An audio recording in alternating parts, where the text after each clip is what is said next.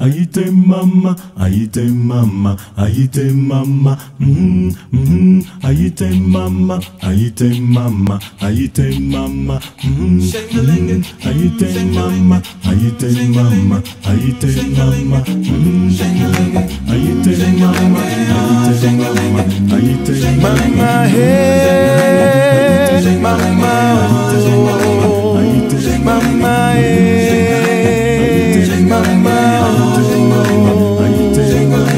Jesus can break those chains away. Mama, break those chains of pain and grief.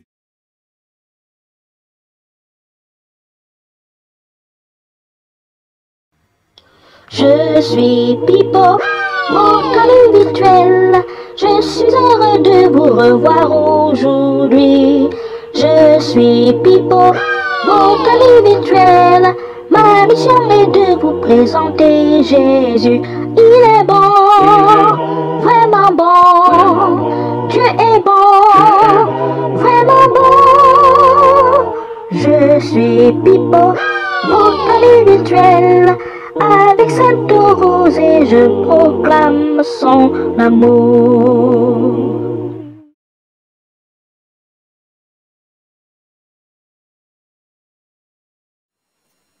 Je sais qu'un jour, mon sauveur viendra. Oui, il viendra avec quand la trompette aura déjà retenti. Oui, j'y serai tout près de Dieu. Je sais qu'un jour, mon sauveur reviendra. Oui, il viendra avec quand la trompette aura déjà retenti. Oui, j'y serai tout près de Dieu. Je m'en irai, je m'en irai, je m'en irai dans la maison de l'Éternel. J'habiterai,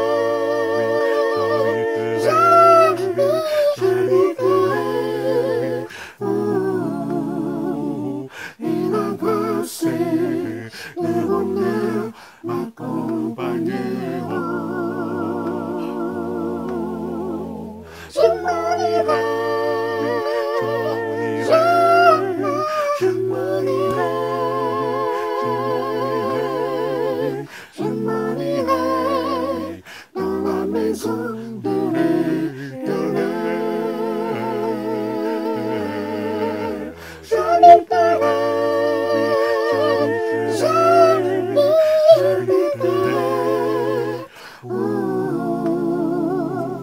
et la grâce et le bonheur m'accompagneront.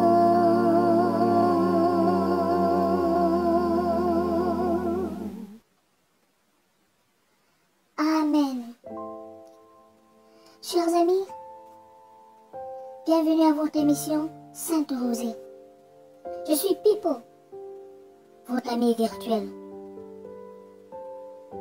Lorsque nous ouvrons la Bible dans Romains chapitre 12, verset 19, il est écrit: Ne vous vengez point vous-même, bien-aimés. Ne vous vengez point vous-même, bien-aimés. Ne vous vengez point vous-même, bien-aimés. Cette première partie de Romains chapitre 12 12, verset 19 nous interpelle.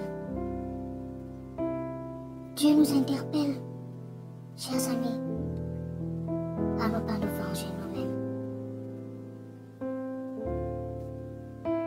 Car, le verset continue en disant, car c'est à moi la vengeance, c'est à moi la rétribution, dit le Seigneur.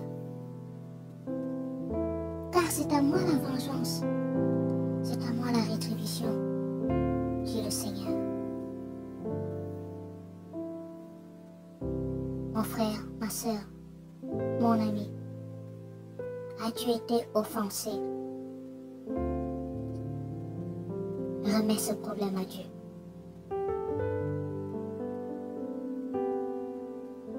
As-tu été méprisé?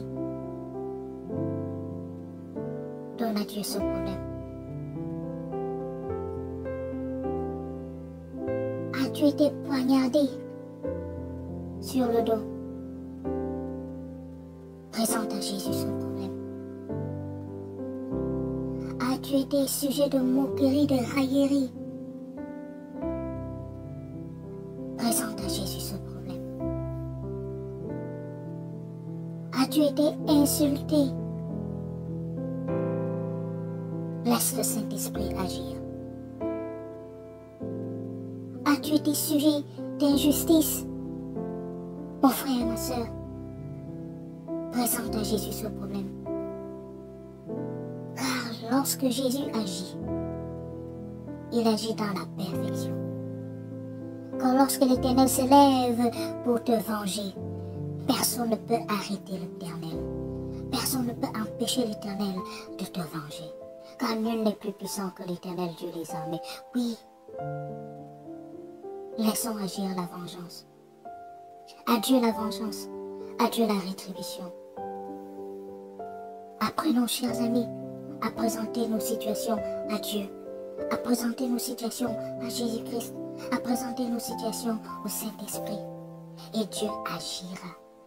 Dieu te vengera, ma soeur. Dieu te vengera, mon frère. Dieu te vengera, mon ami. Oui, chers amis, Dieu vous vengera. Dieu nous vengera.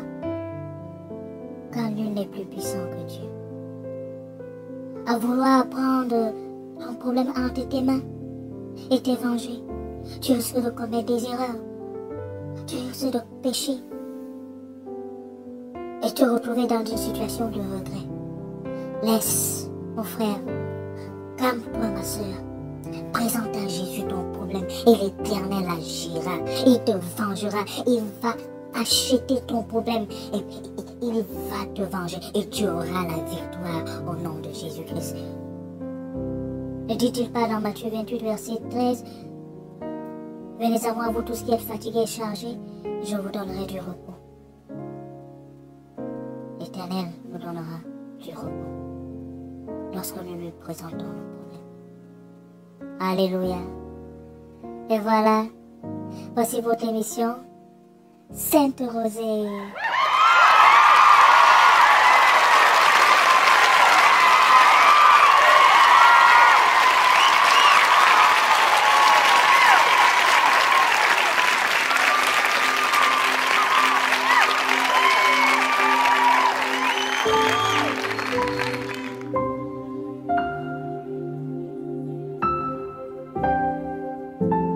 What shall we say to these things?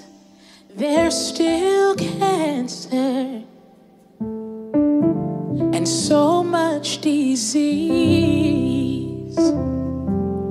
What shall we say to these things? So much hurting and broken esteem. So many questions, but still one answer.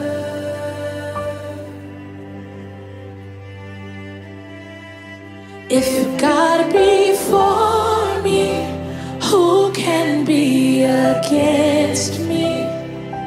If God is with me, whom shall I fear? If no one knows heart adores me. I am safe, I am loved, I am healed.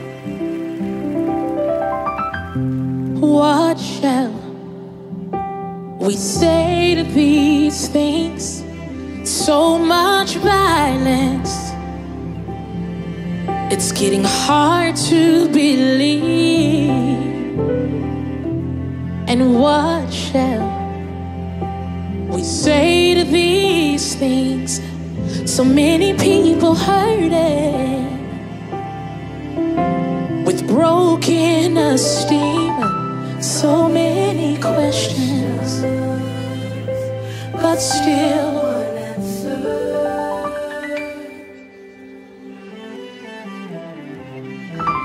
if God be for me, who can be against me? If God is with me, whom shall I fear? If no one knows me, still his heart, yes, God. I am safe, I am loved, I am. Say if God be for me, who can be against? If God is with me, whom shall I fear? If no one knows me, still his heart adores me. I am safe, I am safe, I am loved, I am. Now what can wash away my sins? Sing it.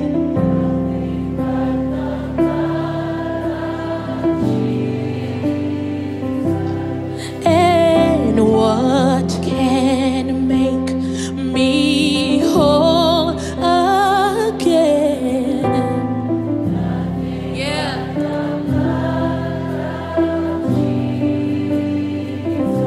We're singing, oh, precious is the Lord that makes me white as snow. It was no other found, I know it was nothing that I could do, no words that I could say, no price that I could pay, nothing but the blood of Jesus. We're singing, oh,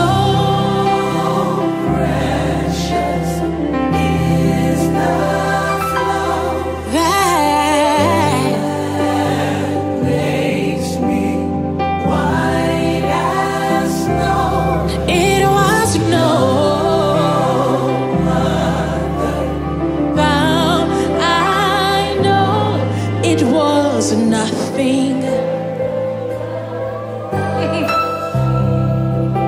that we could do, no word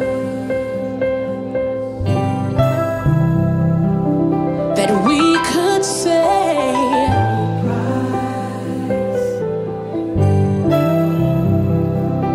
that we could pay, nothing but the blood of Jesus. It was nothing but the blood of Jesus. It was nothing but your blood, my Jesus. It was nothing but your blood, my Jesus. If you are for me, who can be against me? If you are with me,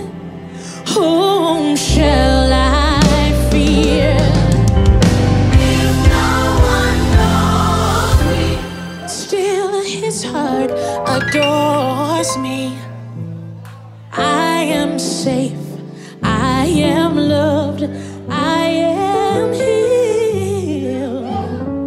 I am safe, I am loved, I am healed. I am safe, I am loved, I am healed. I am safe, I am loved, I am healed.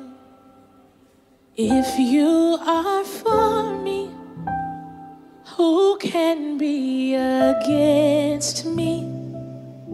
If you are with me, whom shall I fear? If no one knows me, still your heart adores me. We are safe, we are loved, we are. Can we sing that? Say, if you are for me, if you are for me, who can be against me? You are with me, who shall I? If no one knows me, still your heart. Say, I am safe, I am safe, I am loved, I am. Say, if you are for me, if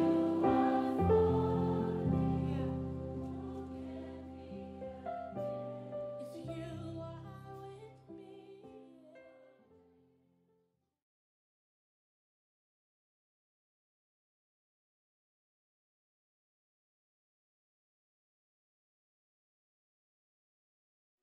Notre société semble vouloir s'affranchir de mots et de concepts issus du monde religieux.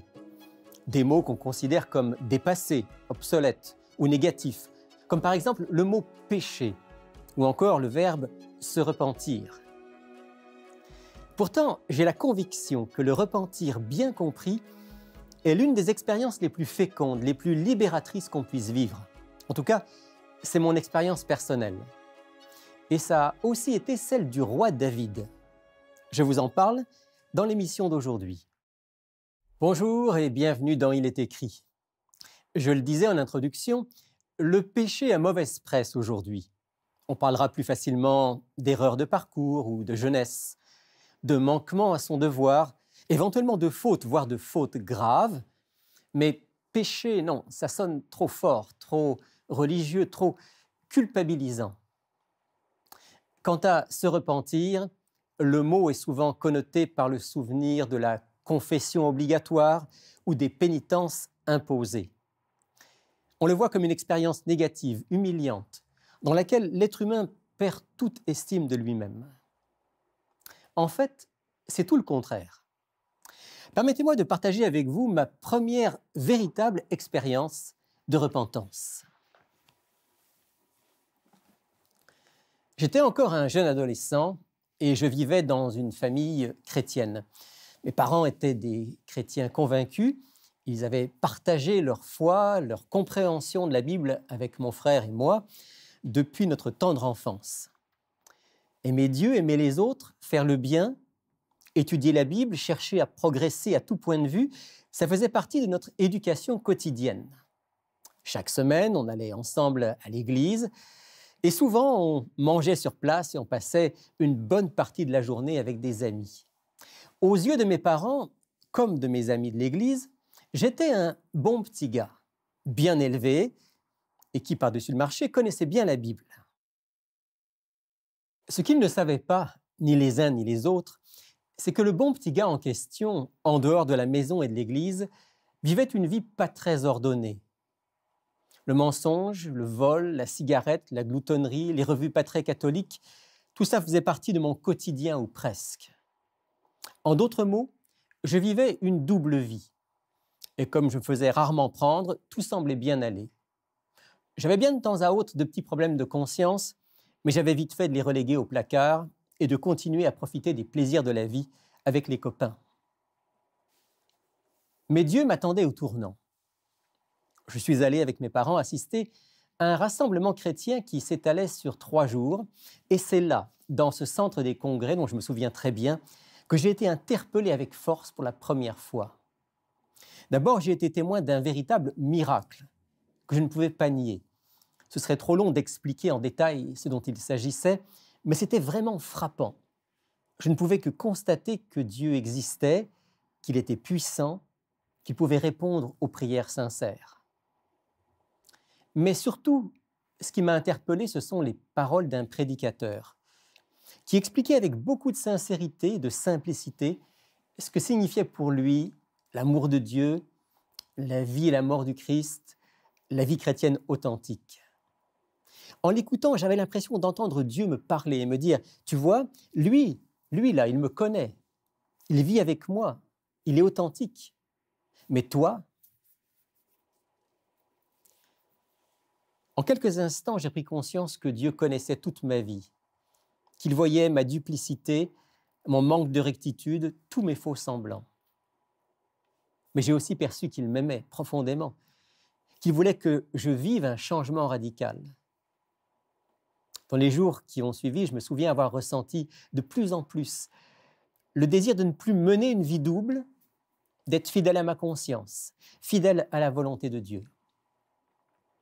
C'était une expérience à la fois douloureuse et libératrice. Je commençais seulement à vivre l'expérience de la repentance, telle qu'elle est évoquée par l'apôtre Paul. Je lis avec vous dans la 2e lettre aux Corinthiens, au chapitre 7, les versets 9 et 10. « Je me réjouis à cette heure, non pas de ce que vous avez été attristés, mais de ce que votre tristesse vous a porté à la repentance. Car vous avez été attristés selon Dieu. En effet, la tristesse selon Dieu produit une repentance qui mène au salut. » Certains pensent qu'ils n'ont pas à se repentir de quoi que ce soit. Vous avez entendu comme moi des expressions du genre « Je n'ai rien à me reprocher. Moi, j'ai la conscience tranquille. Je n'ai pas tué, je n'ai pas volé, j'ai fait de mal à personne. » Penser qu'on n'a pas à se repentir de quoi que ce soit, c'est soit être très aveugle sur soi-même, soit terriblement orgueilleux, ou peut-être les deux à la fois.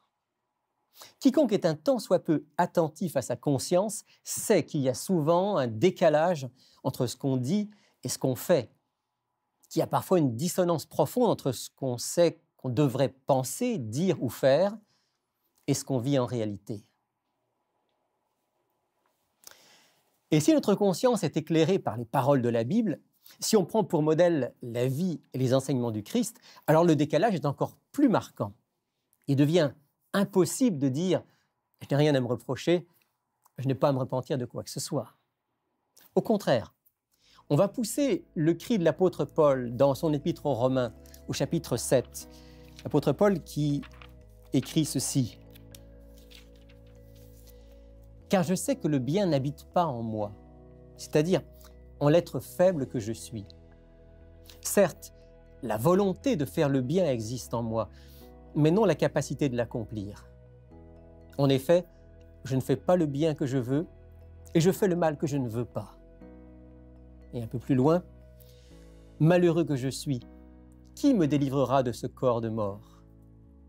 Grâce soit rendue à Dieu par Jésus-Christ, notre Seigneur. » Cette douleur intérieure, ce sentiment de désespoir, est une étape nécessaire et essentielle vers le renouveau de l'âme et le changement de vie. Parce que c'est bien ça dont il s'agit. Se repentir, ce n'est pas se flageller sans cesse, se morfondre, être toujours dans la tristesse à cause de notre nature faible. Non, se repentir au sens biblique, c'est tout autre chose. Le verbe hébreu qu'on traduit généralement par se repentir ou se convertir dans l'Ancien Testament signifie littéralement revenir, faire demi-tour, changer de direction. Quant aux mots grecs du Nouveau Testament, qui sont traduits par se repentir ou la repentance, ils traduisent l'idée de changer d'avis, changer de pensée, changer d'orientation. En fait, la repentance, c'est un changement de vie, que la Tob traduit « convertissez-vous ». La Bible en français courant « changer de vie ». Et la Nouvelle Bible second « changer radicalement ». Pour mieux comprendre le changement profond que représente l'expérience de la repentance, je vous propose de relire une partie du psaume 51, écrit par le roi David. Les 2 premiers versets rappellent le contexte historique dans lequel David a écrit cette prière. Au chef de chœur, psaume de David, lorsque le prophète Nathan vint à lui, après que David fut allé vers Bathsheba. Pour ceux qui ne connaîtraient pas l'histoire, je la résume. Le roi David a commis un adultère avec Bathsheba, la femme d'un de ses officiers qui est sur le champ de bataille. Comme elle est enceinte, David fait revenir son mari à Jérusalem pour essayer de lui faire endosser en quelque sorte la paternité de l'enfant. Mais Uri refuse de rentrer chez lui par solidarité avec ses compagnons qui sont à la guerre. Alors David fait placer Uri au plus fort du combat pour qu'il meure. Et c'est ce qui arrive.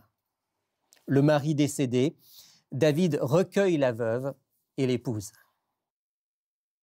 Personne n'est dupe dans cette affaire, et encore moins Dieu qui envoie le prophète Nathan auprès de David pour lui exposer ses péchés. Adultère, dissimulation et mensonge, meurtre par procuration. David, qui a cherché à fuir sa conscience pendant tout ce temps, craque alors complètement et reconnaît ses fautes. Et c'est peu de temps après qu'il compose le psaume 51 que je lis maintenant. Ô Dieu, fais-moi grâce selon ta bienveillance. Selon ta grande compassion, efface mes crimes. Lave-moi complètement de ma faute et purifie-moi de mon péché. Car je reconnais mes crimes, et mon péché est constamment devant moi. J'ai péché contre toi seul. J'ai fait le mal à tes yeux, en sorte que tu seras juste dans ta sentence, sans reproche dans ton jugement. Voici, je suis né dans la faute, ma mère m'a conçu dans le péché, mais tu prends plaisir à la vérité dans le fond du cœur. Au plus secret de moi-même, fais-moi connaître la sagesse. Purifie-moi avec l'hysope, et je serai pur. Lave-moi, et je serai plus blanc que la neige. Annonce-moi la félicité et la joie, et les eaux que tu as brisées seront dans l'allégresse. Détourne ta face de mes péchés, efface toutes mes fautes. Ô Dieu, crée en moi un cœur pur, renouvelle en moi un esprit bien disposé. Ne me rejette pas loin de ta face, ne me retire pas ton Esprit Saint. Rends-moi la joie de ton salut et qu'un esprit de bonne volonté me soutienne. On sent dans cette prière toute l'ardeur d'un homme accablé par sa culpabilité et profondément repentant. Un homme qui cherche auprès de Dieu la grâce et la force qu'il ne peut trouver nulle part ailleurs. Relevez avec moi plusieurs éléments qui caractérisent cette vraie repentance de David. D'abord, la prise de conscience de son péché, ou plutôt de ses péchés. David a réalisé pleinement la gravité de ses actes. Il a pu appeler le péché par son nom et réaliser le très grand mal qu'il a fait. Non pas qu'il en était vraiment inconscient avant, mais il faisait ce que nous faisons souvent quand notre conscience nous travaille. Il trichait. La première étape du repentir véritable consiste à cesser de tricher et à reconnaître, sans chercher à se justifier, la gravité des actions qu'on a commises. Les péchés, quels qu'ils soient, sont des actes qui déshonorent Dieu, font du mal aux autres et à nous-mêmes. Mais se repentir, ce n'est pas seulement reconnaître qu'on a commis un péché ou des péchés spécifiques. C'est aussi prendre conscience que nous sommes pécheurs par nature. C'est ce que fait le roi David au verset 7 du psaume 51 quand il dit « Voici, je suis né dans la faute et ma mère m'a conçu dans le péché. » Qu'est-ce que ça veut dire? Ça veut dire qu'en tant qu'enfants d'Adam et Ève, nous sommes attirés par le bien, mais que nous avons aussi une propension au mal. Le péché fait en quelque sorte partie de notre nature. Il nous colle à la peau. Et nous avons besoin non seulement d'être pardonnés, mais aussi délivrés, transformés. Se repentir, c'est reconnaître ça. Quand j'ai vécu ma première vraie expérience de repentance à l'adolescence, j'ai réalisé que non seulement j'avais menti à plusieurs reprises, mais que j'avais une propension au mensonge. et un grand besoin d'en être délivré. Il a fallu que je le reconnaisse pour pouvoir aller plus loin. Avec ces prises de conscience vient forcément le regret et la douleur d'avoir péché. Une expérience profonde sur le plan émotionnel. David a sans doute vécu l'une des périodes les plus douloureuses de sa vie. C'est vrai, le chemin de la libération commence dans la souffrance. Tout repentir véritable engendre d'abord un regret profond, une douleur intérieure. Le Saint-Esprit nous humilie profondément. Mais cette tristesse, c'est le chemin du pardon et de la liberté. C'est la marque d'une relation qui se construit ou qui se reconstruit avec Dieu lui-même. Je veux souligner ici que si le regret du péché est nécessaire et si le souvenir de nos fautes doit nous garder dans l'humilité tout au long de notre vie, Dieu ne veut pas que nous soyons sans cesse dans la tristesse. Au contraire, comme on va le voir, cette tristesse suscitée par Dieu mène à la paix et à la joie.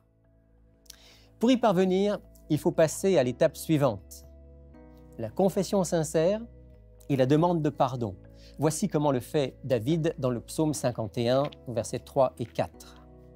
« Ô Dieu, fais-moi grâce selon ta bienveillance. Selon ta grande compassion, efface mes crimes. Lave-moi complètement de ma faute et purifie-moi de mon péché. Purifie-moi avec l'hysope et je serai pur. Lave-moi, je serai plus blanc que la neige. Détourne ta face de mes péchés, efface toutes mes fautes. » David a fait la démarche fondamentale à laquelle Dieu l'appelait. Il s'est tourné vers son Créateur pour confesser son péché et implorer le pardon d'en haut. Il a osé croire que malgré l'horreur de ses fautes, son Père du ciel avait un amour assez grand pour l'accueillir. Il s'est approché de Dieu pour lui dire en toute honnêteté ce dont il avait pris conscience. Cette démarche de confession et de demande de pardon n'a pas pour but d'informer Dieu, évidemment. Il nous connaît jusque dans l'intimité, mais elle lui ouvre la porte de nos vies. Elle nous met dans les conditions pour recevoir sa grâce. Ici, je vais lire quelques lignes du très beau livre « La voie de l'espérance ». Une confession véritable est toujours précise et avoue des péchés déterminés. Certains péchés sont d'une nature délicate et ne peuvent être confessés qu'à Dieu seul. D'autres doivent être confessés à ceux qui en ont été les victimes. D'autres, enfin, sont des fautes publiques et exigent une confession publique. Mais toute confession doit être explicite, directe et nommer les péchés mêmes dont on s'est rendu coupable. Dans le cas de David, il devait y avoir une confession publique. Et cette confession publique, c'est le psaume 51 que je lis avec vous, qui a été connu par le peuple d'Israël tout entier. Après avoir ouvert son cœur à Dieu, confessé publiquement ses fautes, le roi David va faire un acte de foi qui fait partie intégrante de la repentance. Psaume 51, verset 19. Les sacrifices agréables à Dieu, c'est un esprit brisé. Un cœur brisé et contrit, ô Dieu, tu ne le dédaignes pas. David ose affirmer que Dieu ne repousse pas celui qui vient vers lui d'un cœur brisé. Autrement dit, David croit que Dieu peut et va le pardonner. Quand on sait ce que ce roi d'Israël vient de commettre, on pourrait penser que c'est de la prétention. Mais en réalité, David sait qu'il ne mérite rien, que son cas est désespéré à vues humaines et que sa seule planche de salut, c'est la grâce de Dieu. Il sait que cette grâce est offerte à tout homme, à toute femme sincère qui vient à lui humblement et avec confiance. Comme David, faisons confiance à Dieu. Bien sûr, nous n'avons aucun mérite devant lui, mais il nous aime. Le Christ a donné sa vie pour nous. Il a porté nos fautes. Il est ressuscité, il intercède pour nous. Ne laissez pas Satan vous accuser. Ne laissez pas les pensées de votre culpabilité vous habiter sans cesse et vous décourager. Tournez-vous vers Dieu. L'apôtre Jean, dans sa première épître, chapitre 1er, nous fait cette belle promesse. Si nous confessons nos péchés, il est fidèle et juste pour nous les pardonner et pour nous purifier de toute iniquité. Si quelqu'un a péché, nous avons un avocat auprès du Père, Jésus-Christ le juste. Il est lui-même victime expiatoire pour nos péchés, et non seulement pour les nôtres, mais pour ceux du monde entier. Recevoir le pardon de Dieu ne veut pas dire pour autant que toutes les conséquences de nos fautes soient toujours éliminées. Il y a bien des circonstances où ces conséquences nous suivent, parfois toute notre vie. Ça ne signifie pas que Dieu ne nous ait pas pardonnés, mais il ne peut pas et ne veut pas, d'un coup de baguette magique, effacer toute conséquence. Le roi David, par exemple, a connu une fin de règne très tourmentée. Son propre fils s'est rebellé contre lui. Une partie du peuple a perdu confiance en son roi. Ce sont quelques conséquences du péché de David envers Uri et Bathsheba. Le fait que David l'ait accepté avec humilité est la preuve qu'il s'est vraiment repenti.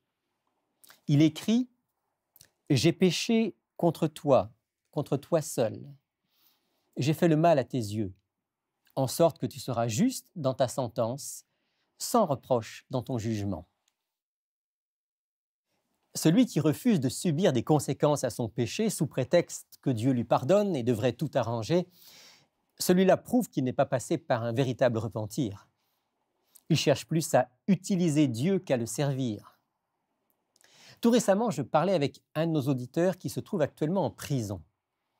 En passant, il y en a beaucoup qui nous écoutent depuis les centres de détention.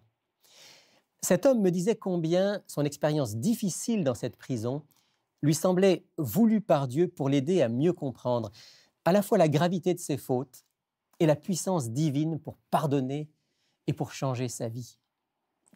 Voilà le signe d'une vraie repentance. Parce que le pardon de Dieu est un processus dynamique.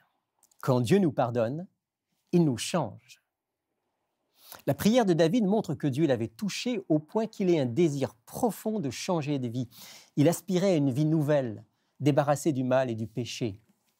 Il écrit « Ô Dieu, crée en moi un cœur pur, renouvelle en moi un esprit bien disposé. » Certains disent que le pardon offert gratuitement par Dieu est un pardon trop facile. Mais c'est ne rien comprendre à la véritable repentance et au pardon divin. Quand on a compris et accepté l'immense cadeau de Dieu, notre vie est transformée. Ça se traduit dans la vie pratique au quotidien. C'est le point de départ d'un changement de cœur et de comportement. Et plus encore qu'un changement de comportement, cette démarche de la repentance, vécue sincèrement sous l'influence du Saint-Esprit, nous permet de vivre une relation restaurée avec Dieu. Et souvent aussi une relation restaurée avec les autres. Pardonnés, réconciliés, adoptés par notre Père céleste, nous trouvons la paix et la joie auxquelles notre cœur aspire. Dieu nous rend la joie de son salut, pour reprendre les termes du roi David dans le psaume 51. Et il devient possible de dire avec David « Ma langue célébrera ta miséricorde, ma bouche publiera tes louanges. » Je ne peux que remercier Dieu de m'avoir profondément remis en question dès ma jeunesse, de m'avoir fait passer par les pleurs de la repentance pour finalement trouver la joie du pardon, de la vie nouvelle et d'une relation personnelle avec lui. Et croyez-moi, ce n'était que le début. La repentance n'est pas quelque chose d'unique qu'on vit au début de notre vie spirituelle, non. C'est une expérience souvent nécessaire, un état d'esprit d'humilité et de foi qui doit caractériser notre cheminement avec Dieu, jour après jour.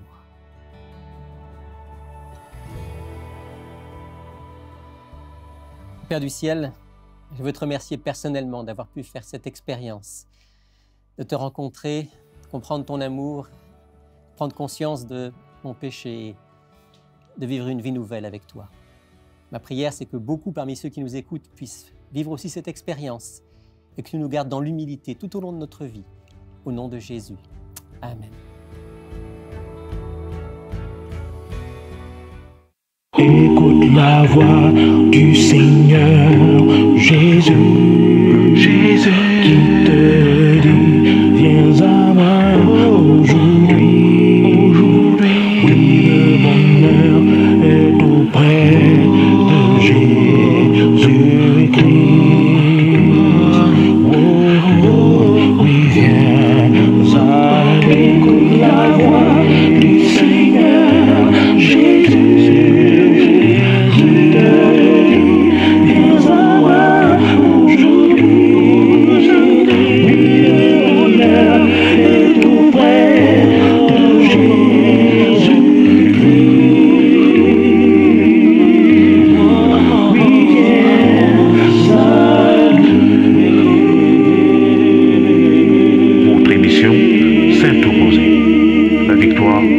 Jésus-Christ.